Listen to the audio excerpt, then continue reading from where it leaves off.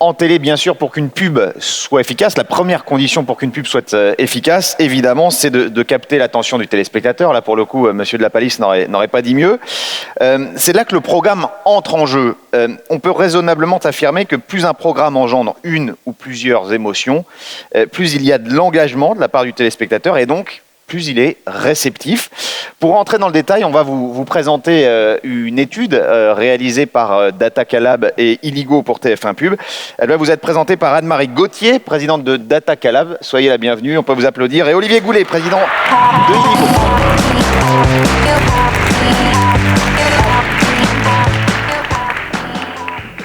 Bonjour.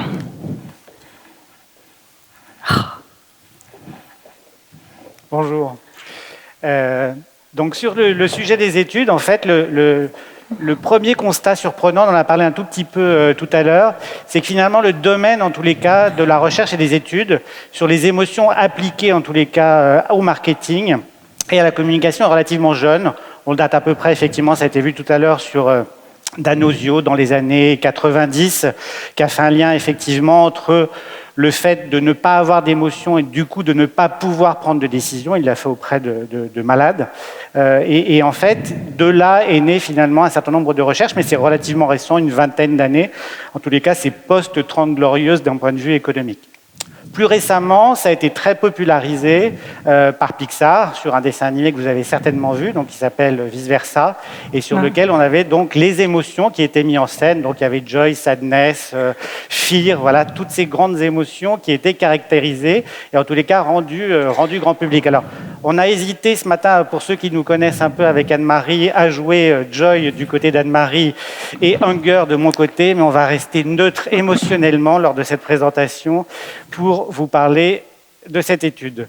Concernant donc, on l'a vu tout à l'heure, je ne vais pas rappeler l'étymologie du mot motion, en tous les cas ce qui est intéressant c'est que ce qui a été théorisé, c'est que c'était un phénomène qui était relativement court, qui conduisait à une réaction. Et la réaction, c'est véritablement ce qu'on veut en termes de marketing, c'est globalement faire quelque chose à quelqu'un. Au temps de l'homme des cavernes, c'était extrêmement important, les émotions, parce que ça les a aidés à survivre. C'est parce qu'ils avaient peur que globalement, ils faisaient attention et qu'ils survivaient. Pour l'homme contemporain, on va dire que c'est moins important, ça l'aide à décider d'un certain nombre de choix, et on le verra un peu plus tard, en tous les cas, d'un point de vue marketing. Alors, deuxième fait très important, pas de prise de décision sans émotion. Alors, c'est vrai qu'en France, on est très cartésien, on pense que c'est le cerveau cognitif qui fait tout. Alors, certes, il va faire les choix, les conséquences, il envoie tout ça au cerveau limbique, et le cerveau limbique, c'est le foyer des émotions. Et c'est bien les émotions qui prennent la décision in fine. Et le fameux professeur Damasio, dont on a parlé tout à l'heure, a travaillé avec des personnes qui avaient des lésions au cerveau limbique. Alors, qu'est-ce qui se passait? Ces personnes pouvaient parler comme nous, là, devant vous, sans problème. Mais quand on leur demandait de choisir un restaurant, 4 heures après, on y était encore. Ce qui montre l'importance des émotions dans les prises de décision. Troisième fait sur les émotions, c'est que les émotions, bonne nouvelle pour nous, s'expriment par des signes physiologiques. Donc c'est la microsudation, c'est la fréquence cardiaque, la variation de la fréquence cardiaque et la température extradermale. Et aussi par des signes physiques. Et les signes physiques, c'est les expressions du visage, la posture, la voix. Ça, c'est une bonne nouvelle pour nous parce qu'on n'est pas obligé de mettre des électrodes sur les consommateurs et on peut mettre soit des bracelets connectés, soit du facial coding. On a plein d'autres protocoles qui permettent d'être non invasifs. Troisième fait sur les émotions, hop, on revient un petit peu en arrière, c'est que 90% des choses qui nous impactent dans la journée ne sont traitées que par l'inconscient. Donc ça veut dire que là, depuis ce matin, est-ce que vous vous souvenez seconde par seconde de vos émotions? Non, parce que notre cerveau n'a pas la capacité de garder tout ça en tête. Donc c'est pour ça que, une fois de plus, il est important d'avoir des outils qui nous permettent de mesurer seconde par seconde ce qu'on peut ressentir quand on est dans un magasin, quand on regarde une émission. Alors les émotions aujourd'hui, tout à l'heure, on a bien vu, Sylvia nous a dit aussi qu'on parle d'émotions. On n'a jamais autant parlé d'émotions. Pourquoi? Parce que forte robotisation, forte digitalisation, donc grand retour des sciences humaines et grand retour des émotions. Mais même les produits digitaux commencent à investir les émotions. Donc on a bien vu que Facebook avait intégré à sa palette d'expression les émoticônes. On a bien vu aussi que même l'intelligence artificielle s'appuie sur le machine learning pour intégrer l'émotion, pour apprendre aux robots à intégrer cette dimension émotionnelle pour une interface plus efficace. Et puis, les IoT, alors c'est quoi les IoT? C'est the Internet of Things. Donc, c'est les objets connectés. Et bien, les objets connectés, les mobiles, intègrent aussi la reconnaissance faciale. Et derrière, demain, évidemment, on intégrera la reconnaissance des différentes émotions. Alors, l'objectif de l'étude, quelle étude a-t-on menée en s'associant DataCalab et nous-mêmes? Globalement, ce joli schéma pour dire qu'on a fait un peu ce que les gens dans l'industrie appellent du reverse engineering, c'est de partir à l'envers en termes de process. En gros, on connaît depuis pas mal de temps la façon dont fonctionne quand même l'efficacité publicitaire. Il y a eu beaucoup d'études qui ont été menées. Ce qu'a fait, en tous les cas, TF1 récemment, c'est qu'ils ont mené une étude pour montrer que l'engagement dans les programmes conduisait à de l'efficacité publicitaire. C'est-à-dire qu'il y avait un effet contexte. On va juste rappeler en une slide quelques chiffres. Mais on s'est posé la question, nous, encore en amont, qu'est-ce qui explique finalement cet engagement? C'est-à-dire pourquoi les gens sont-ils engagés dans un programme? Et ça a été tout l'objet, globalement, de la démarche. Alors, le rappel de cette étude, menée récemment par TNS pour le compte de TF1, globalement, on voit des effets très importants, puisque sur des critères comme la mémorisation, l'image de marque ou l'attractivité, ça c'est une enquête parue précédemment, on voit que les effets sont très forts. Quand on dit très fort, on sait qu'il est compliqué aujourd'hui d'optimiser des plans médias à quelques pourcents. Là, ici, on est quand même sur des évolutions très fortes. Donc, on voit bien que l'effet contexte, en tous les cas, l'engagement dans un programme, avait une conséquence dans l'efficacité qu'il y avait sur la publicité qui lui était accolée. L'objet ici, c'est de montrer effectivement comment les émotions elles-mêmes intègrent l'engagement qui intègre l'efficacité publicitaire. C'est qu'en gros, on est sur un cheminement et on voit bien pourquoi aujourd'hui on travaille finalement à l'envers, c'est-à-dire qu'on essaye de comprendre comment fonctionne finalement l'efficacité publicitaire avec des techniques de plus en plus sophistiquées. Alors la mesure est inédite puisque effectivement, outre le fait que TF1 est associé Joy et Anger, on a travaillé sur un double protocole. Le premier, c'est qu'on a travaillé sur une vingtaine d'émissions sur lesquelles on a fait une mesure hybride, c'est-à-dire que pour les mêmes individus, on les a exposés à une vingtaine de programmes. Donc, ils étaient chez eux en conditions réelles, en train de fréquenter des programmes avec la technique du facial coding. On y reviendra tout à l'heure. Et puis, en parallèle, on les a interrogés sur les émotions qu'ils avaient ressenties. Donc, on comparait le déclaratif, s'il restait de l'émotion, avec le ressenti en réel, calculé et mesuré de façon totalement automatique. Et ce qu'on a fait sur ces 20 émissions, on l'a ensuite injecté sur une étude beaucoup plus importante, sur 120 émissions, via une formule donc, et une modélisation qu'on a fait sur cette première étude qui permettait d'affecter à ces 120 émissions les critères d'émotionnel pour avoir une liaison entre ces émotions et le critère d'engagement. Alors on a travaillé sur une modélisation qui est assez complexe, je vous passerai les détails ici, mais on était quand même sur un set de données important et comprendre aujourd'hui quel est le rapport entre ce que vous ressentez de façon non consciente et ce que vous allez verbaliser ensuite de façon consciente nous a pris quand même du temps dans le sens où c'était pas si simple et notamment c'était assez différent émotion par émotion. Alors, on a rapproché d'un côté la lecture sur les émotions. Donc nous, on parle de 7 émotions. Donc la joie et la surprise, les 2 émotions positives, et la tristesse, colère, peur et mépris et dégoût. Et on a rapproché ça des 7 dimensions constitutives de l'engagement, donc la fidélité. C'est l'émission que je regarde régulièrement, le plaisir que j'ai à regarder cette émission, l'attention que j'y prête, l'attachement, c'est-à-dire c'est l'émission que je ne veux pas louper, le rendez-vous, c'est l'émission que j'attends avec impatience, la recommandation, c'est l'émission que je vais recommander à mes proches et sur les réseaux sociaux, et il en va de même sur l'échange, j'échange sur cette émission à mon entourage ou sur les réseaux sociaux. Au niveau du spectre d'analyse, on était sur des très gros résultats. Donc, on était véritablement, là, comme je le dis, des vrais gens sur des vrais domiciles face à des vrais programmes. 825 sur la comparaison dans la mesure totalement hybride. Et puis, la réinjection, là, on a interrogé 4500 personnes sur les 120 programmes analysés. Donc, on est sur du dur. Et puis, derrière, on a essayé d'être le plus représentatif du paysage télévisuel actuel. 120 programmes qui sont issus de différentes thématiques, les fictions, les magazines, le divertissement et sur la totalité des groupes audiovisuels avec des chaînes généralistes. Un petit point de détail, on l'a évoqué au démarrage, le sport en direct n'a pas été analysé pour des raisons techniques. Il aurait fallu que les gens soient enquêtés exactement au moment où il y avait des forts événements sportifs. Je pense que tout le monde peut constater que de toute façon, quand il y a des événements sportifs, l'émotion est au rendez-vous, que ce soit chez soi ou dans les bars. Alors, la mesure neuroscientifique des émotions, comment ça se passe? Donc, le facial coding, qu'est-ce que le facial coding? En fait, le facial coding permet de mesurer les signes physiques des émotions. Donc, ce sont des micro-expressions. Les micro-expressions, c'est quoi?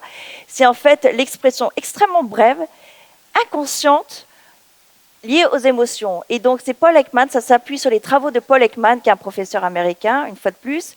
Et lui, il a identifié qu'il y avait des action units. C'est quoi des action units? C'est en fait la commissure des lèvres qui remonte, c'est le plissement des yeux, c'est le froncement des sourcils. Donc, il a associé toutes ces action units à des émotions, ce qui nous permet d'identifier si c'est de la joie, de la peur, du mépris. Par exemple, un sourire. Un vrai sourire, c'est quoi? Un vrai sourire, c'est la commissure des lèvres qui remonte et c'est le plissement des yeux. Si vous avez que la commissure des lèvres qui remonte et pas le plissement des yeux, c'est un faux sourire. Donc, vous pouvez regarder quand vous êtes en réunion, vous verrez tout de suite les vrais sourires des faux sourires. Et c'est comme ça que ça marche, le facial coding.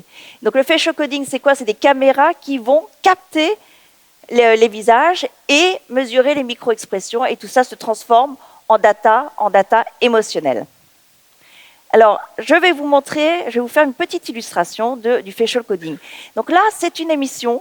C'est Grey's Anatomy qu'on a mesuré. D'ailleurs, c'est une des émissions qui score très bien au niveau émotionnel et sur la joie, sur le dégoût et sur la tristesse.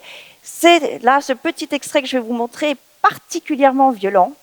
Et vous allez voir, là, la courbe que vous voyez en bas, c'est celle du dégoût. Celle en dessous, c'est la tristesse. Donc là, c'est sur toute l'émission.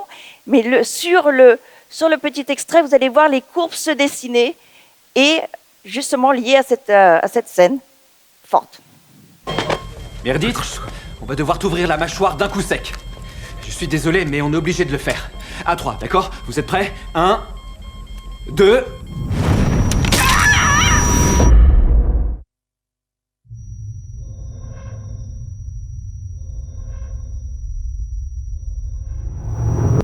Bon, je vous avais dit, c'était un peu violent.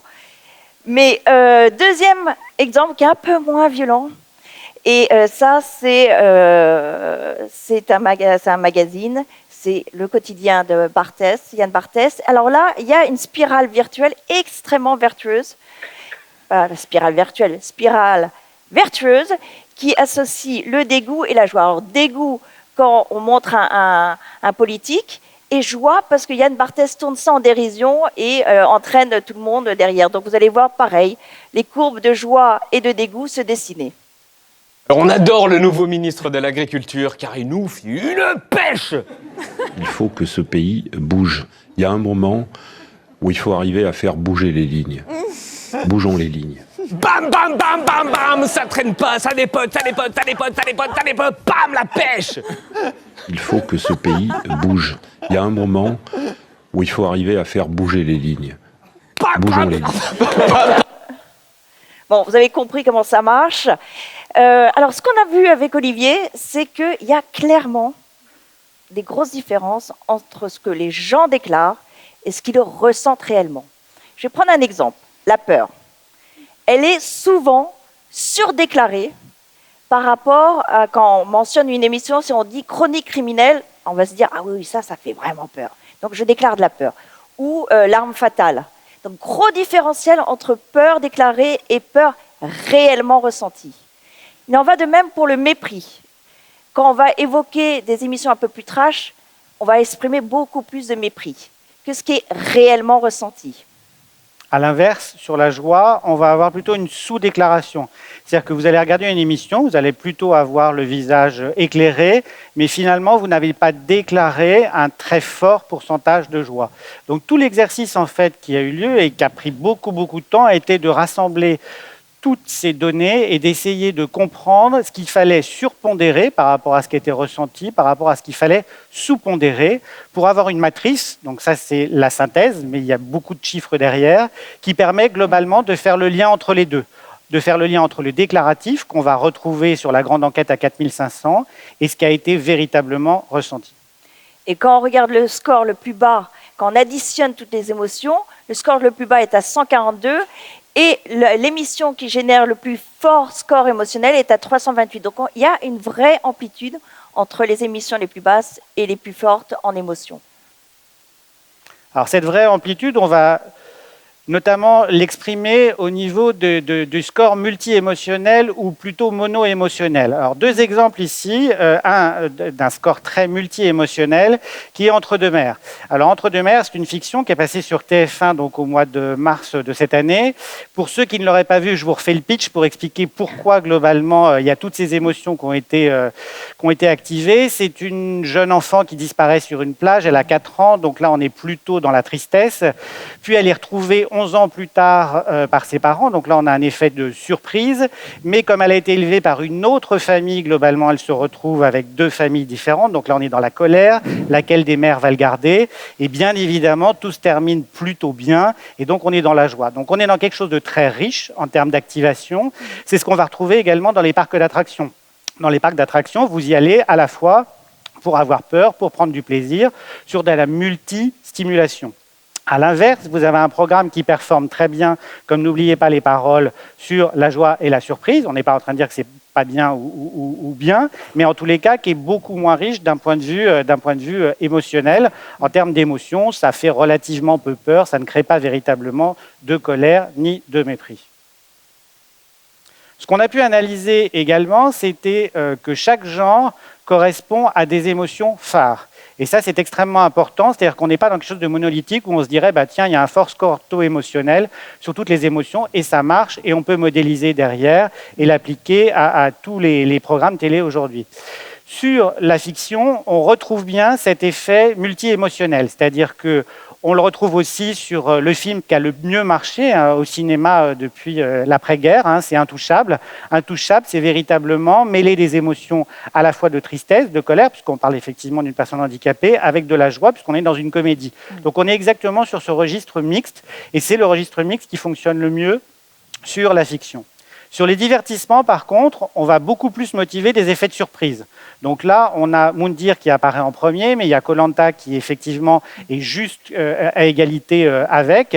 Et là, on est véritablement sur des stimulations qui sont plutôt positives, effectivement de la surprise, un peu de colère également. Donc on voit certains éléments qui diffèrent en tous les cas fortement. Et puis le dernier, qui est les magazines, qui fonctionnent assez différemment.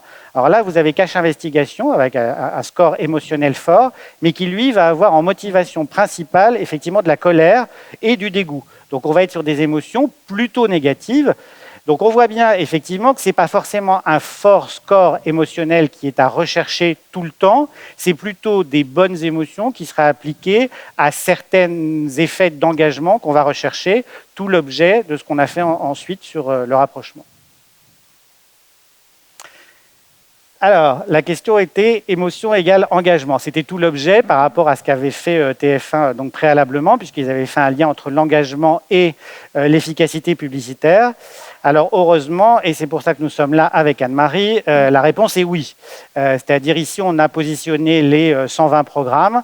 Alors, s'il y a des data scientists et s'il y a des statisticiens dans la salle, je conviens avec eux que ce n'est pas véritablement une corrélation parfaite.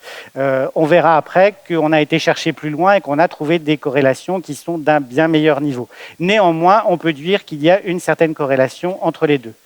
Qu'on peut exprimer autrement, ici on a classifié les 40 émissions les moins émotionnelles, celles qui avaient le score émotionnel les plus faibles, qu'on a comparé aux 40 émissions qu'on a observées qui avaient le score émotionnel le plus élevé. Il y a une différence quand même de 42%, ce qui est loin d'être négligeable. Tout ça nous donne une différence de score d'engagement de 9 points. Comme on a vu que l'engagement était lui-même lié à l'efficacité publicitaire, on a la formule de émotion donne de l'engagement, donne de l'efficacité publicitaire. Néanmoins, on a été un tout petit peu plus loin et on a vu que finalement la corrélation entre le score émotionnel et l'engagement n'était pas exactement identique. On voit par exemple que sur les fictions, c'est particulièrement bien corrélé, à 0,56, là où sur les divertissements, on est à 0,40 et sur les magazines à 0,35. Pour ceux qui s'intéressent à la statistique, retenez globalement qu'à partir de 0,30, on observe une corrélation, qu'entre 0,30 et 0,50, c'est plutôt bien, au-delà de 0,50, c'est vraiment bien, et au-delà de 0,60, on est sur de la très bonne corrélation. J'aime à rappeler que nous sommes dans des sciences humaines. Alors autant si vous travaillez dans une usine pour modéliser les boulons défectueux, il faudrait une corrélation quasiment de 1 dans les sciences humaines. Et heureusement, l'homme n'est pas modélisable en totalité pour avoir une corrélation parfaite. Alors comment ça marche? Donc les leviers de l'engagement sont différents d'un genre à l'autre. Si on prend l'exemple des magazines, on voit que le score de corrélation, le coefficient de corrélation est assez bas, il est à 0,35. En revanche, si on regarde les émissions qui expriment le plus de joie et de surprise, là, on s'aperçoit que le coefficient de corrélation monte jusqu'à 0,52. Donc on est déjà au-dessus de la moyenne. Deuxième exemple, qui est sur le divertissement. Donc, on commence avec un score à 0,40 sur le coefficient de corrélation, mais si on zoome sur les émissions qui ont le plus haut score de joie, de surprise et de tristesse, comme par exemple The Voice, on monte à 0,60. The Voice, on a bien de la joie quand c'est des chanteurs qu'on aime bien, de la surprise quand on voit que les jurés ne se tournent pas, de la tristesse d'ailleurs quand on aimait bien ce chanteur et qu'il n'a pas été sélectionné. Troisième exemple, c'est sur la fiction. Donc là, on a déjà un score de corrélation qui est déjà assez haut, mais il est vraiment boosté si on a des émissions qui sont très fortes en joie et très fortes en tristesse, comme Clem. On est dans des tranches de vie où il y a de la joie, mais aussi de la tristesse. Alors, à remarquer, quel que soit le genre, on s'aperçoit que la joie est un des leviers de l'engagement. Et ça, on l'avait déjà vu avec Impact Mémoire, c'est vrai que la joie est très forte et permet de renforcer la préférence, mais aussi permet de vraiment booster l'engagement. Hop, donc là, quand on regarde les terciles, les plus bas terciles et les plus hauts terciles, donc on a bien un différentiel de 63% qui va générer derrière un boost de plus 11% sur l'engagement. En synthèse, globalement, c'était d'apporter la pierre à l'édifice, de montrer effectivement comment se produisait l'efficacité publicitaire. Donc, on avait vu que l'engagement dans les programmes produisait de l'efficacité. Ici, on a une partie de l'explication, c'est l'émotion qui ont été générées par les programmes et qui est variable d'un genre à l'autre, qui va générer de l'engagement, qui lui-même va générer de l'efficacité publicitaire. Mais il y a des subtilités, donc. Le fort score émotionnel n'induit pas nécessairement un fort engagement. On l'a vu et je pense que ça se comprend intuitivement. Si vous avez des émissions qui vont générer des forts taux de colère, par exemple, il n'est pas forcément évident que l'engagement soit très fort dans l'émission et que derrière l'efficacité soit très fort également. Donc en tous les cas, il faut l'adapter aux différents types d'émissions. Et comme on l'a compris, à chaque genre, il y a des émotions qui sont génératrices d'engagement. Donc on est dans quelque chose de beaucoup moins simple qu'on l'aurait souhaité au démarrage, qui aurait été de dire effectivement, il suffit d'avoir le score émotionnel. Avec le score émotionnel, on a la réalité de l'engagement. Mais par contre, ça nous paraît beaucoup plus riche puisqu'on connaît globalement les formules par type d'émission et par type de contrat qu'ont les téléspectateurs finalement avec les programmes. Donc troisième conclusion, c'est que c'est la fiction qui est le genre le plus corrélé à l'engagement. Et côté des émotions, c'est la joie. C'est la joie qui est la plus contributrice à l'engagement. Alors, qu'est-ce qu'il faut retenir de tout ça? In fine, on est en train de dire, ce n'est pas les émotions pour les émotions. On n'est pas en train de faire le marché de l'émotion. Le plus important, c'est les bonnes émotions pour les bonnes émissions qui va créer cet engagement fort et derrière l'efficacité publicitaire que nous attendons tous. Merci.